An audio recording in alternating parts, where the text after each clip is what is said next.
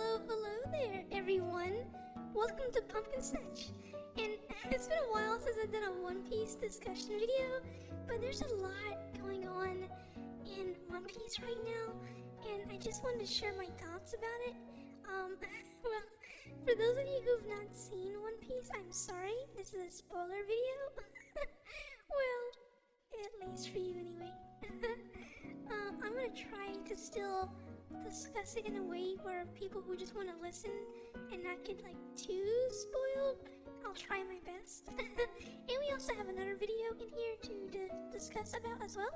But I want to quickly go over what happened in 1086.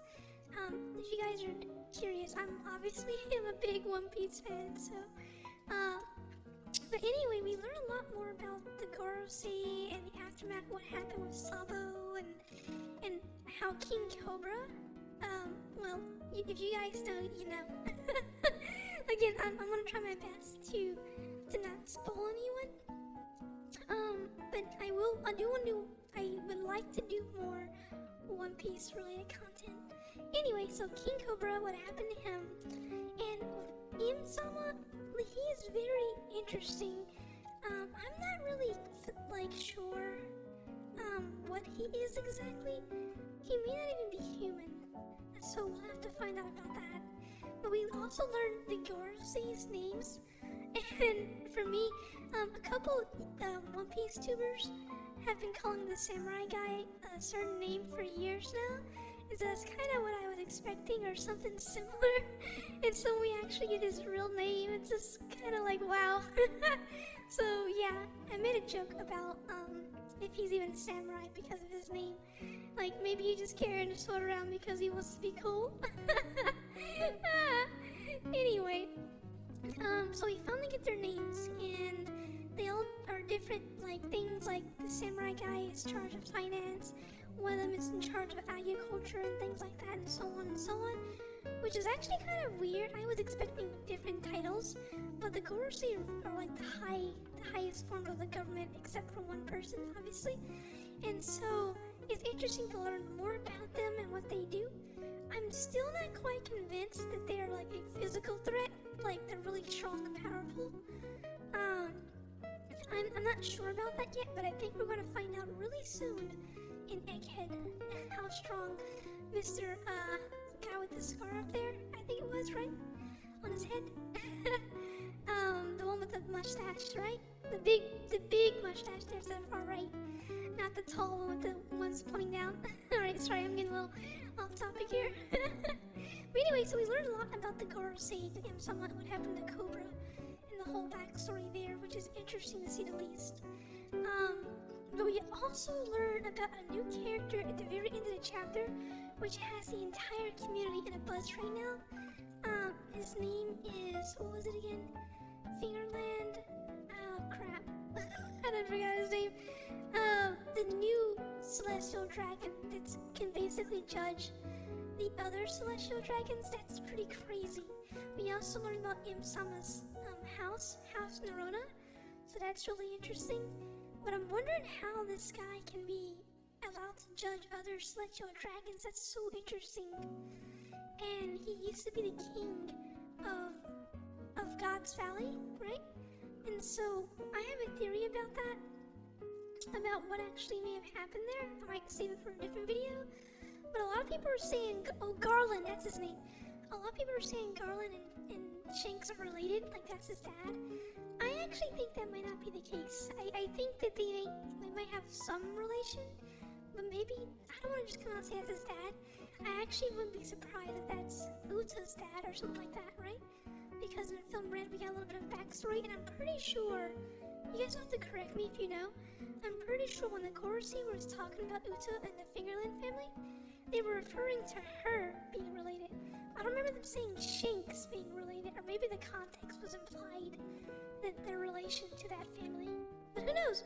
Maybe that is his dad, or uncle, or, grandpa, or whatever, right?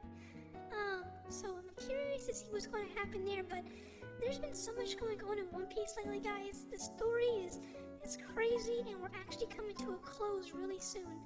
Like, we're all coming to the close of One Piece soon.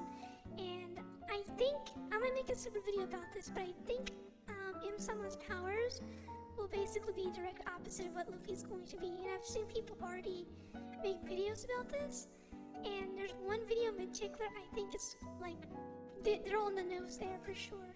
But anyway, we have a video here we need to discuss, so let's see what we can come up with.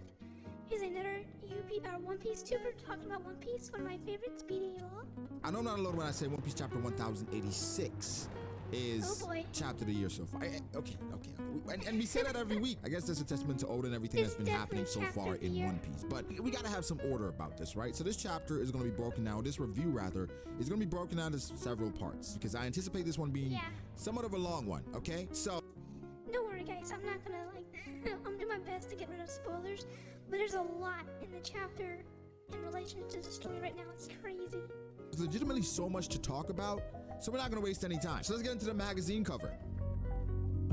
Okay, so he's gonna go through the entire On its chapter. surface, it's just Luffy, Garp, and Kobe. But for me, going through the story for so long, I see something different. I see Oda elevating a character and showing us that these characters are gonna play an important role going forward, but just expect something major to happen involving all these characters. Right now, Garp is fighting Aokiji in Hachinosu, with Kobe being there as well, trying to save him. And Luffy's about to take on the biggest fleet that we've seen so far in this story. Major things are happening. Now, I don't want to read too much into it.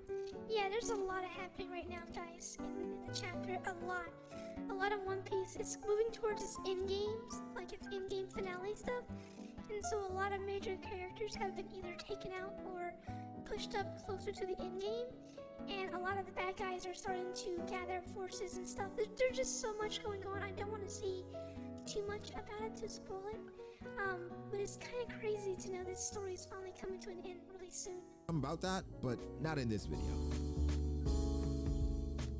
Wow. This last chapter.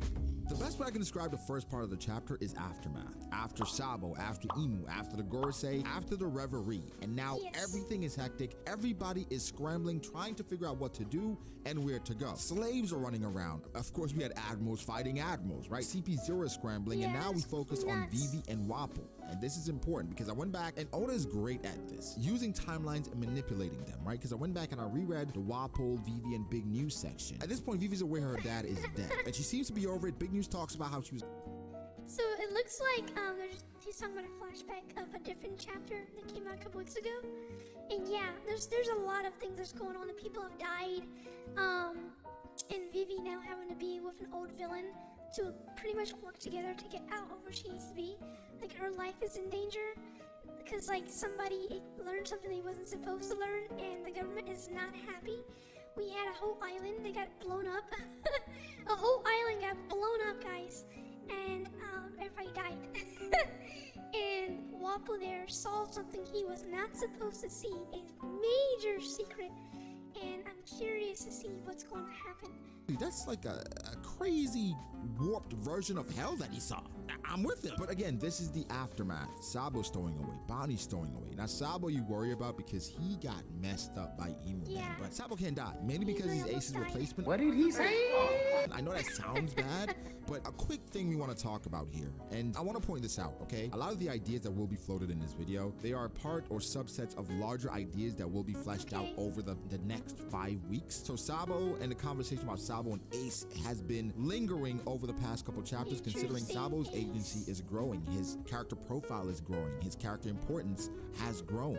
He is the Flame Emperor for all intents and purposes, regardless of nuance and context. That is who he is, and people.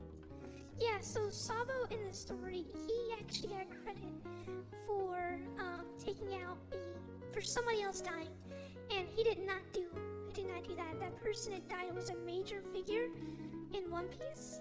And it kind of like was the catalyst to what's going on right now, as well as what Luffy did in the previous arc in Wano by defeating a Yonko. And so the world has been kind of thrown upside down in chaos, guys. There's a lot going on, but I want to wrap this up. I do not think that Garland is Shanks' dad, but they may have a relation. But I do think channels like BD Law and Ticking have a lot to discuss about this. I'm gonna try to release more One Piece discussion videos.